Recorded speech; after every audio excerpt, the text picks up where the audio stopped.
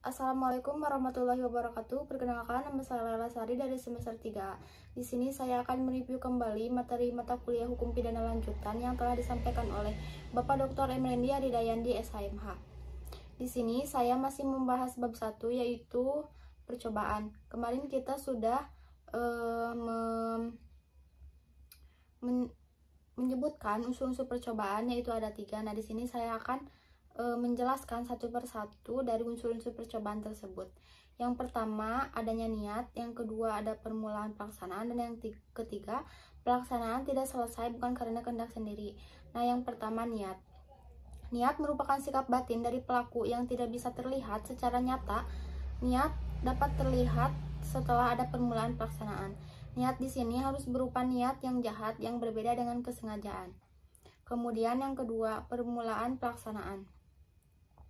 Terdapat perbedaan antara perbuatan persiapan dan permulaan pelaksanaan. Terhadap hal ini, ada Arrest Hograd atau putusan MA Negeri Belanda tahun 1934 mengenai pembakaran di Eindhoven. Kemudian yang ketiga, pelaksanaan tidak selesai bukan karena kehendak sendiri. Di sini ada penghalang fisik, adanya penghalang fisik misalnya, tidak matinya orang yang ditembak karena tangannya disentakkan orang lain sehingga tangannya menyimpang atau pistolnya terlepas, atau alat yang digunakan macet atau rusak. Yang kedua, akan adanya penghalang fisik.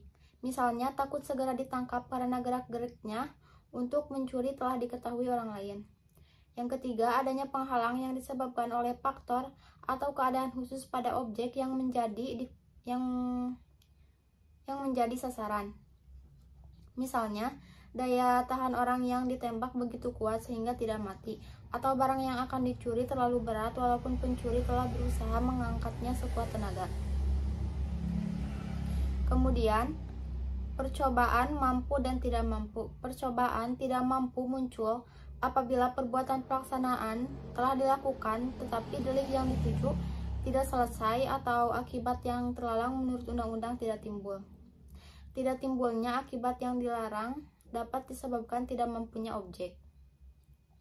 Kemudian, pemidanaan terhadap percobaan.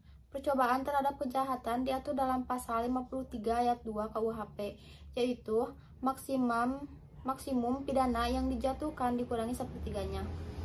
Sedangkan menurut pasal 53 ayat 3 KUHP, untuk ancaman pidana mati atau seumur hidup, maka maksimum pidana untuk percobaan adalah 15 tahun. Adapun percobaan terhadap pelanggaran menurut pasal 54 tidak dipidana.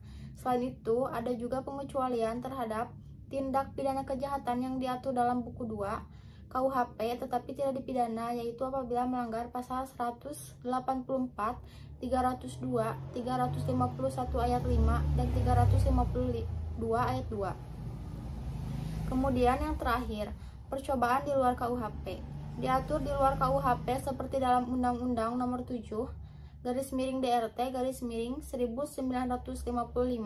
tentang TPE. Kemudian Undang-Undang Nomor 35 Tahun 2009 tentang narkotika. Kemudian Undang-Undang Tindak Pidana Korupsi dan lain-lain.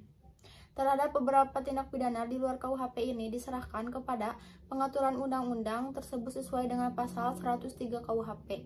Tetapi pada umumnya, tindak pidana di luar KUHP atau khusus tidak berlaku atau tidak mengenal percobaan sama dengan dianggap perbuatan selesai.